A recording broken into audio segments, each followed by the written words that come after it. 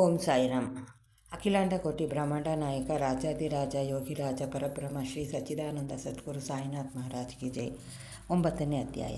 ಸಾಯಿ ಭಕ್ತರೇ, ಈ ಸಾಯಿ ಮಹಿಮಾ ವ್ಲಾಗ್ಸಲ್ಲಿ ಬಾಬಾರವರ ಪವಾಡಗಳು ಮತ್ತು ಅವರ ಮಹಿಮೆಗಳನ್ನು ವರ್ಣಿಸಲಾಗಿದೆ. ನಮ್ಮ ಜೀವನದಲ್ಲಿ ನಾವು ಏನೇನು ಅಳವಡಿಸ್ಕೋಬೇಕು ಮತ್ತು ಬಾಬಾರವರ ವಚನಗಳನ್ನು ನಾವು ಪಾಲಿಸಿದ್ರೆ ನಾವು ಯಾವ ಜೀವನದಲ್ಲಿ ನಾವು ಮುಂದೆ ಬರ್ಬೋದು, ನಮ್ಮ ಜೀವನ ಪರಿವರ್ತನೆ ಆಗಬಹುದು ಅಂತ ಈ ಚಾನಲಲ್ಲಿ ವಿವರಿಸಲಾಗಿದೆ. ದಯವಿಟ್ಟು ಈ ಚಾನಲ್ಗೆ ಸಬ್ಸ್ಕ್ರೈಬ್ ಆಗಿ.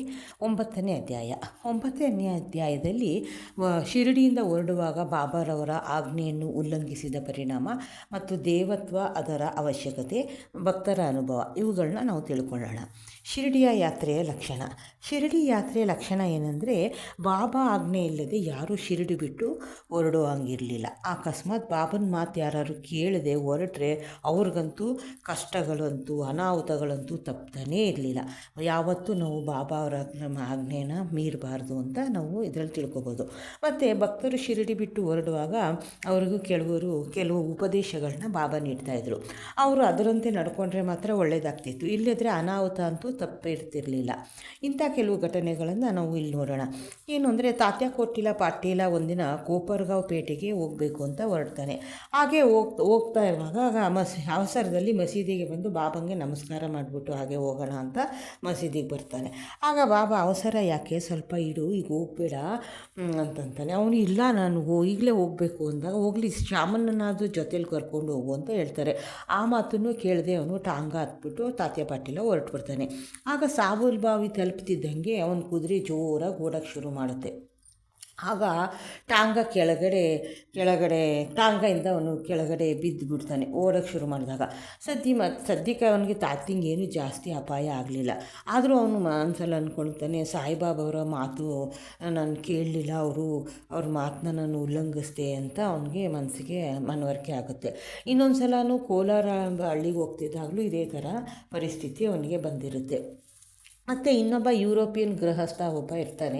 ಅವನು ಬಾಬಾರವ್ರನ್ನ ಕಾಣಲಿಕ್ಕೋಸ್ಕರ ಶಿರಡಿಗೆ ಬಂದಿರ್ತಾನೆ. ಅವನು ಒಂದು ಸಲ ಬಾಬಾರವರ ಮುಂದೆ ಬಂದು ಅವ್ರಿಗೆ ಬಾಬಂಗೆ ನಮಸ್ಕಾರ ಮಾಡಬೇಕು ಮತ್ತು ಅವರ ಕರಗಳನ್ನು ಮುತ್ತಿಡಬೇಕು ಅಂತ ಮಸೀದಿಗೆ ಬರ್ತಾನೆ. ಆಗ 3 ಬಾರಿ ಪ್ರಯತ್ನ ಪಟ್ಟರು, ಬಾಬಾ ಅವ್ರಿಗೆ ಅನುಮತಿ ಕೊಡಲಿಲ್ಲ. ಮಸೀದಿಯ ಅಂಗಳದಲ್ಲೇ ಕುಳಿತು ದರ್ಶನ ಮಾಡು ಅಂತ ಬಾಬನ ಆಜ್ಞೆ ಆಗುತ್ತೆ.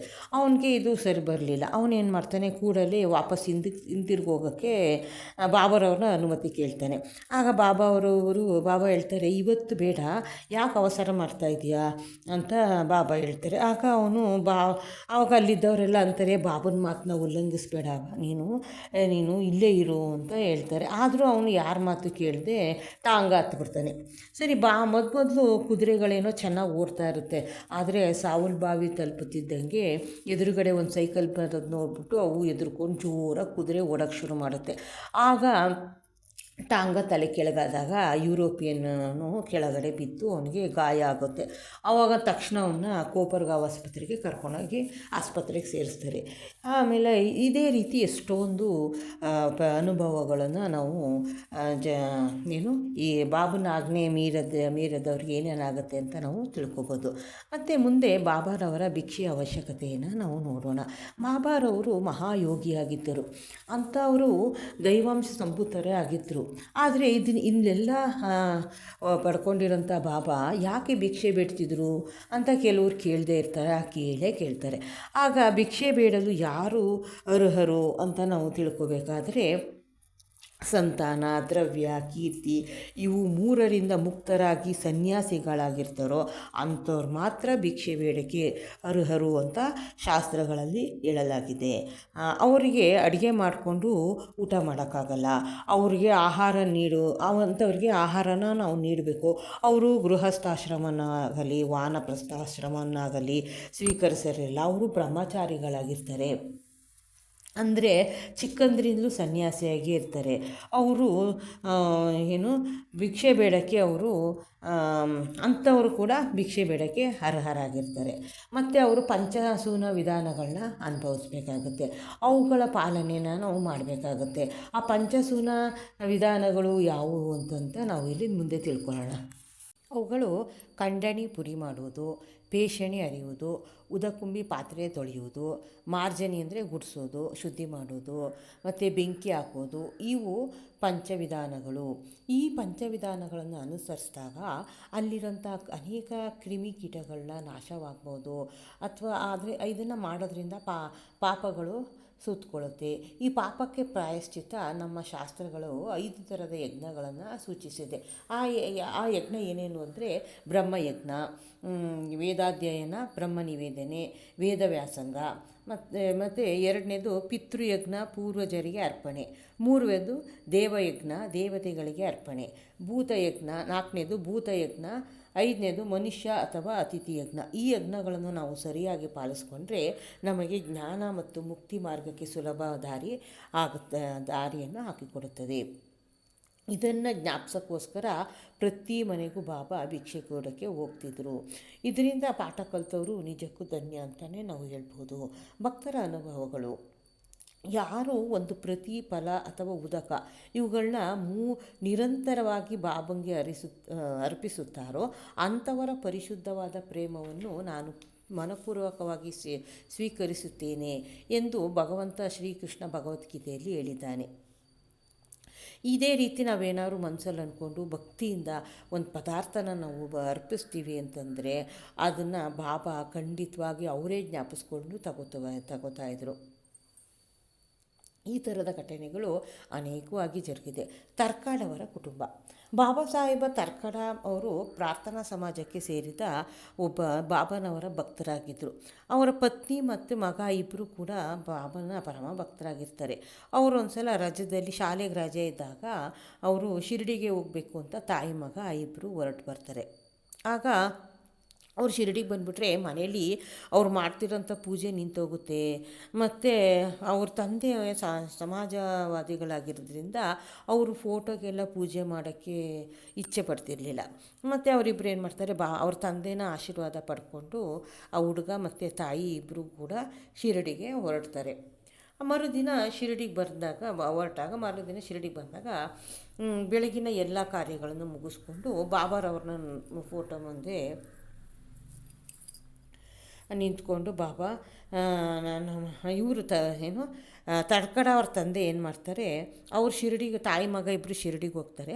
ತರ್ಕಾಡ್ ಅವ್ರು ಏನು ಬಂದು ಬಾಬನ ಹತ್ರ ಬಂದು ಫೋಟೋ ಮುಂದೆ ನಿಂತ್ಕೊಂಡು, ಬಾಬಾ ನನ್ನ ಮಗ ನಿನ್ಗೆ ಯಾವ ಥರ ಪೂಜೆ ಮಾಡ್ತಿದ್ನೋ ಅದೇ ರೀತಿ ಪೂಜೆ ಸಲ್ಲಿಸ್ತೀನಿ. ಆದರೂ ನನಗೆ ಅದಕ್ಕೆ ತಮಾಷೆ ಆಗದೆ ಇರಲಿ, ನಾನು ದಿನ ನಿನಗೆ ಸಕ್ಕರೆನ ನೈವೇದ್ಯ ಮಾಡ್ತೀನಿ ಅಂತ ಅವರು ದೇವರಲ್ಲಿ ಕೇಳ್ಕೊತಾರೆ. ಮತ್ತು ಅವತ್ತು ಸಂಜೆ ಬೆಳಿಗ್ಗೆ ಸಕ್ಕರೆ ನೈವೇದ್ಯಕ್ಕೆ ಇಡ್ತಾರೆ. ಮತ್ತು ಸಂಜೆ ಮಾರನೇ ದಿನ ಕೂಡ ಅದೇ ಥರ ಆಚರಿಸ್ತಾರೆ. ಅವ್ರಿಗೆ ಈ ಥರ ಪೂಜೆ ಮಾಡಿ ಅಭ್ಯಾಸ ಇರಲಿಲ್ಲ. ಆದರೂ ಮಗನಿಗೆ ವಚನ ಕೊಟ್ಟಿರ್ತಾರೆ, ನಾನೆಲ್ಲ ನೀನು ಹೆಂಗೆ ಮಾಡ್ತಿದ್ದೆ ಅದೇ ಥರ ಪೂಜೆ ಮಾಡ್ತೀನಿ ಕಣಪ್ಪ, ನೀನು ಹೋಗ್ಬಾ ಅಂತ ಹೇಳಿರ್ತಾರೆ. ಆಮೇಲೆ ಅವರು 2 ದಿನ ಇಡ್ತಾರೆ, 3 ದಿನ ಇಡ್ತಾರೆ, 4ನೇ ದಿನ ಮರ್ತೇ ಬಿಡ್ತಾರೆ. ಆವಾಗ ಮಧ್ಯಾಹ್ನ ಸರಿ ಮಂಗಳವಾರ ಕೂಡ ಮರ್ತುಬಿಟ್ಟಾಗ ಸಾಯಿರಿ ಮನೆಗೆ ಹೋಗಿ ನೋಡ್ತಾರೆ, ಮಧ್ಯಾಹ್ನ ಪ್ರಸಾದ ಇಟ್ಟಿರಲಿಲ್ಲ. ಅವ್ರು ಮರ್ತುಬಿಟ್ಟಿರ್ತಾರೆ. ಅಯ್ಯೋ ನಾನು ಬೆಳಗ್ಗೆ ದೇವರಿಗೆ ಸಕ್ಕರೆ ಇಡೋದೇ ಮರ್ತುಬಿಟ್ಟಿದ್ದೀನಿ ಅಂತ ಹೋಗಿದ್ದು ಬಾಬನ ಹತ್ರ ಫೋಟೋ ಹತ್ರ ಕ್ಷಮೆ ಕೇಳ್ಕೊತಾರೆ. ಬಾಬಾ ನಾನು ಮಾಡಿದ ತಪ್ಪಾಯಿತು, ನನ್ನ ಮಗನಿಗೆ ವಚನ ಕೊಟ್ಟಿದ್ದೆ, ಅದನ್ನು ಪಾಲಿಸೋಕ್ಕಾಗಲಿಲ್ಲ, ನನ್ನ ಅಪರಾಧ ಕ್ಷಮಿಸಿ ಅಂತ ಕೇಳ್ಕೊತಾರೆ. ಅದೇ ಅಂದರೆ ಮಧ್ಯಾಹ್ನ ಶಿರಡಿಲಿ ಏನಾಗುತ್ತೆ ಅಂದರೆ ತರ್ಕಾಡ್ ಅವರು ತಾಯಿಗೆ ಹೋಗಿ ಹೇಳ್ತಾರೆ, ನಿಮ್ಮ ಮನೇಲಿ ಏನಾದ್ರು ತಿನ್ನಬೇಕು ಅಂತ ನಿಮ್ಮ ಮನೆಗೆ ಹೋಗಿದ್ದೆ, ಆದರೆ ಮನೇಲಿ ಬೀಗ ಹಾಕಿತ್ತು, ಹೇಗೋ ಒಳಗಡೆ ಪ್ರವೇಶಿಸಿ ಹೋಗಿ ನೋಡ್ತೀನಿ, ಆದರೆ ನನಗೇನೂ ಇಟ್ಟಿರಲಿಲ್ಲ ತರ್ಕಾಡ, ಅತೃಪ್ತಾಗಿ ಹಸುವಿನಿಂದ ವಾಪಸ್ ಹಿಂದಿರುಗಿದ್ದೀನಿ ಅಂತ ಅವ್ರಿಗೆ ಹೇಳ್ತಾರೆ. ಇದು ಶ್ರೀಮತಿ ತರ್ಕಾಡ್ ಅವ್ರಿಗೆ ಅರ್ಥ ಆಗಲಿಲ್ಲ. ಆದರೆ ಅವ್ರ ಮಗನಿಗೆ ತಕ್ಷಣ ಅರ್ಥ ಆಗ್ಬಿಡುತ್ತೆ. ಅವನೇನು ಮಾಡ್ತಾನೆ, ಬಾಂದ್ರಾದಲ್ಲಿ ನನ್ನ ತಂದೆ ಸರಿಯಾಗಿ ಪೂಜೆ ಮಾಡಲಿಲ್ಲ, ಅದಕ್ಕೋಸ್ಕರ ಬಾಬನನ್ನು ಈ ಥರ ಮಾಡಿದ್ದಾರೆ ಅಂತಂತ ನಾನು ವಾಪಸ್ ಹೋಗ್ತೀನಿ ಅಂತ ಅವನ ಮಗ ಹೇಳಿದಾಗ ಬಾಬಾ ಹೇಳ್ತಾರೆ, ಬೇಡ ನೀನು ಇಲ್ಲೇ ಪೂಜೆ ಮಾಡು, ನೀನು ಪೂಜೆ ಮಾಡಿ ಈ ಬಾಬಾರವ್ರ ಪೂಜೆಯನ್ನು ನೀನು ಸರಿಯಾಗಿ ನೆರವೇರಿಸಿದ್ದಕ್ಕೆ ನನಗೆ ಬಹಳ ದುಃಖವಾಗಿದೆ ಎಂದು ಅವರು ಬಾಬಾ ಅಂತಾರೆ, ನೀನು ಇಲ್ಲೇ ಪೂಜೆ ಮಾಡು ನನಗೆ ಅಂತ ಹೇಳಿದಾಗ ಮಗ ಅವ್ರ ತಂದೆಗೆ ಒಂದು ಪತ್ರ ಬರ್ತಾನೆ. ಏನಂತಂದರೆ, ಬಾಬಾರವರ ಪೂಜೆಯನ್ನು ನೀನು ಸರಿಯಾಗಿ ಮಾಡಲಿಲ್ಲ, ಅದಕ್ಕೆ ನನಗೆ ಬಹಳ ದುಃಖ ಆಗಿದೆ ಅಂತ ಒಂದು ಪತ್ರ ಬರೀತಾನೆ. ಆದರೆ ಅದು ಮಾರನೇ ದಿನ ಬಂದು ಅವ್ರ ತಂದೆಗೆ ಸೇರುತ್ತೆ. ಆಗ ಏನು ಮಾಡ್ತಾರೆ, ಶ್ರೀಮತಿ ತರ್ಕಡ ಅವ್ರು ಏನು ಮಾಡ್ತಾರೆ, ಅವರು ಶ್ರೀಮತಿ ತರ್ಕಡ ಅವರು ಪ್ರತಿದಿನ ಕೂಡ ಬಾಬುನಿಗೆ 3 ಆಹಾರ ಪದಾರ್ಥಗಳನ್ನು ತಪ್ಪಿಸ್ದೇ ಕೊಡ್ತಾಯಿದ್ರು. ಅವು ಯಾವ್ಯಾವು ಅಂದರೆ ಬರಿತ ಮತ್ತು ಕಾಚರಿ, ಪೇಡೆ ಇವುಗಳನ್ನ ಅವರು ಬಾಬುನ ಕೊಡ್ತಾಯಿರ್ತಾರೆ. ಒಂದು ಸಾರಿ ಬಾಬಾರವರ ಪರಮ ಭಕ್ತರಾದ ಬಾಂದ್ರಾದ ರಘುನಾಥ ಪುರಂದರೆಯವರು ಕುಟುಂಬ ಸಮೇತ ಶಿರಡಿಗೆ ಬರ್ತಾರೆ. ಆಗ ಶ್ರೀಮತಿ ತರ್ಕಾಡ ಅವರು 2 ಬದನೆಕಾಯಿ ಕೊಟ್ಟು ಒಂದರಿಂದ ಬರಿತ ಮತ್ತೊಂದರಿಂದ ಕಾಚರಿ ಮಾಡಿ ಬಾಬಾರವರಿಗೆ ಅರ್ಪಿಸಲು ಶ್ರೀಮತಿ ಪುರಂದರೆಯವರಿಗೆ ತಿಳಿಸ್ತಾರೆ. ಪುರಂದರೆ ಶಿರಡಿಗೆ ತಲುಪಿದ ತಕ್ಷಣ ಬಾಬಾರವರಿಂದ ತಾವು ತಂದ ಪದಾರ್ಥಗಳನ್ನು ಅರ್ಪಿಸಲು ಹೋದಾಗ ಬಾಬಾರವರು ಊಟಕ್ಕೆ ಕುಳಿತಿರ್ತಾರೆ. ಬಾಬಾರವರು ಬರಿತ ಉಂಡು ಬಹಳ ಚೆನ್ನಾಗಿದೆ ಎಂದು ಹೇಳಿ ಎಲ್ಲರಿಗೂ ಹಂಚಿ ಕಾಚರಿನ ಕೇಳ್ತಾರೆ. ಆಗ ರಾಧಾಕೃಷ್ಣಮ್ಮಾಯಿಯನ್ನು ಕರೆದುಕೊಂಡು ಅವಳಿಗೆ ಕಾಚರಿ ತಯಾರು ಮಾಡಿ ತರಲು ಹೇಳ್ತಾರೆ. ಆದರೆ ಬದನೆಕಾಯಿ ಮೋಸಮ್ ಇರಲಿಲ್ಲ. ಬರಿತ ಯಾರು ತಂದರು ಅಂತ ತಂದರೆಂದು ವಿಚಾರಿಸಿದ ಮೇಲೆ ಅದನ್ನು ಒದಗಿಸಿದ ಶ್ರೀಮತಿ ಪುರಂದರೆಯವರಿಗೆ ಬದನೆಕಾಯಿ ಒಪ್ಪಿಸುವ ಜವಾಬ್ದಾರಿ ಇದೆ ಅಂತ ಎಲ್ಲರೂ ಕೂಡ ಮನಗಂತಾರೆ.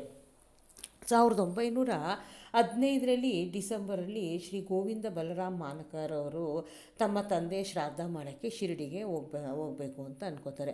ಆಗ ಶಿರಡಿಗೆ ಹೋಗೋಕ್ಕೆ ಮುಂದೆ ಶ್ರೀಮತಿ ತರ್ಕಾಡವರನ್ನು ನೋಡಿಬಿಟ್ಟು ಶ್ರೀಮತಿ ತರ್ಕಾಡವರು ಬಾಬಾರವರಿಗೆ ಏನನ್ನಾದರೂ ತಿನ್ನಲು ಕಳಿಸಬೇಕೆಂದು ಯೋಚಿಸಿ ಮನೆ ತುಂಬ ಹುಡುಕ್ತಾರೆ. ಆದರೆ ಪೇಡೆ ಬಿಟ್ಟು ಇನ್ಯಾವುದೂ ಇರಲಿಲ್ಲ.